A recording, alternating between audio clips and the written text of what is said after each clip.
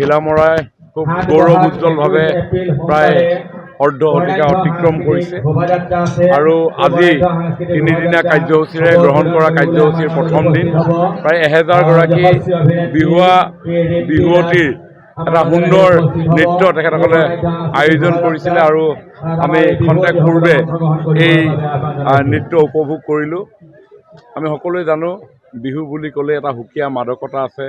বিহুৰ মাজত অপূৰ্ব সম্ভাৱনা লুকাই আছে আৰু তাতে ঢকুৱাখানা বুলি কোৱাৰ লগে লগে বিহুৰ লগত জড়িত অন্য এটা নাম ফাট বিহু ঐতিহাসিক এই ঢকুৱাখানাতেই আছে। ঠিক তেনেধৰণে বিহুৰ লগত আমাৰ যি বস্ত্ৰ সম্ভাৰ, এই বস্ত্ৰ সম্ভাৰৰো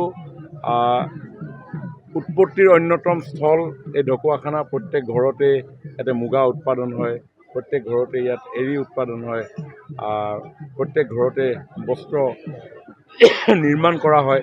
গতিকে যথেষ্ট চহকী সাংস্কৃতিকভাৱে এই অঞ্চল আৰু ইয়াত তৈয়াৰ কৰা বস্ত্ৰ পৰিধান কৰি মোক জনোৱা মতে যে আমাৰ বিহুৱতীসকলে তেওঁলোকে নৃত্য প্ৰদৰ্শন কৰিছে। নিশ্চিতভাৱে এইটো এটা ডাঙৰ স্বাভিমানৰ কথা, গৌৰৱৰ কথা যে নিজৰ বাপতিসাহোন বিহুটো আমি উদযাপন কৰিছোঁ আমি নিজে প্ৰস্তুত কৰা বস্ত্ৰ পৰিধান কৰি। গতিকে মই ঘিলামৰাবাসী ৰাইজক মই ধন্যবাদ জনাইছোঁ যাতে এখেতলোকৰ এই গৌৰৱ উজ্জ্বল যি যাত্ৰা, স্বাভিমানৰ এই যাত্ৰা, সংস্কৃতিৰ লগত অৰ্থনৈতিক একেলগে সমান্তৰালভাৱে আগুৱাই লৈ যোৱা যি যাত্ৰা, এই যাত্ৰা অব্যাহত থাকক আৰু নতুন প্ৰজন্মই ইয়াক নতুন দৃষ্টিভংগীৰে, ডাইভাৰ্চিফিকেশ্যনেৰে, ভেলু এডিশ্যনেৰে আৰু সম্ভাৱনাময় পৰিৱেশ গঢ়ি তোলক, মই তাকে কামনা কৰিছোঁ। গানত তেখেতলোকক আমি নৃত্য পৰিৱেশন কৰাম আৰু আমাৰ বিহুৱতীসকলে খুব সুন্দৰ ধৰণে আজি এই বিহু পৰিৱেশন কৰাৰ কাৰণে আমি বিহুৱতীসকলক ধন্যবাদ জ্ঞাপন কৰিছোঁ।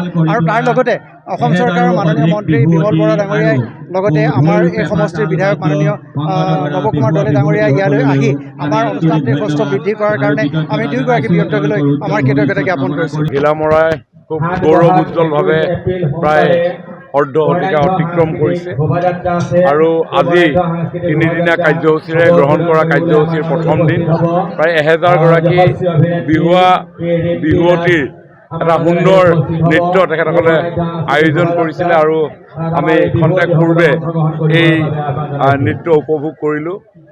আমি সকলোৱে জানো বিহু বুলি ক'লে এটা সুকীয়া মাদকতা আছে। বিহুৰ মাজত অপূৰ্ব সম্ভাৱনা লুকাই আছে আৰু তাতে ঢকুৱাখানা বুলি কোৱাৰ লগে লগে বিহুৰ লগত জড়িত অন্য এটা নাম ফাট বিহু ঐতিহাসিক এই ঢকুৱাখানাতেই আছে। ঠিক তেনেধৰণে বিহুৰ লগত আমাৰ যি বস্ত্ৰ সম্ভাৰ, এই বস্ত্ৰ সম্ভাৰৰো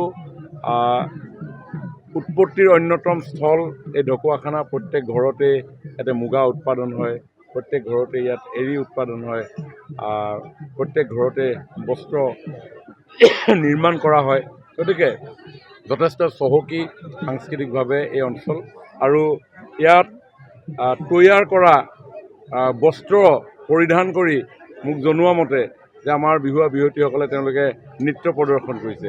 নিশ্চিতভাৱে এইটো এটা ডাঙৰ স্বাভিমানৰ কথা, গৌৰৱৰ কথা যে নিজৰ বাপতিসাহোন বিহুটো আমি উদযাপন কৰিছোঁ আমি নিজে প্ৰস্তুত কৰা বস্ত্ৰ পৰিধান কৰি। গতিকে মই ঘিলামৰাবাসী ৰাইজক মই ধন্যবাদ জনাইছোঁ যাতে এখেতলোকৰ এই গৌৰৱ উজ্জ্বল যি যাত্ৰা, স্বাভিমানৰ এই যাত্ৰা, সংস্কৃতিৰ লগত অৰ্থনৈতিক একেলগে সমান্তৰালভাৱে আগুৱাই লৈ যোৱা যি যাত্ৰা, এই যাত্ৰা অব্যাহত থাকক আৰু নতুন প্ৰজন্মই ইয়াক নতুন দৃষ্টিভংগীৰে, ডাইভাৰ্চিফিকেশ্যনেৰে, ভেলু এডিশ্যনেৰে আৰু সম্ভাৱনাময় পৰিৱেশ গঢ়ি তোলক, মই তাকে কামনা কৰিছোঁ। যিকোনো খবৰৰ বাবে যোগাযোগ কৰক 7099017330 লগতে 7099017110 নম্বৰত।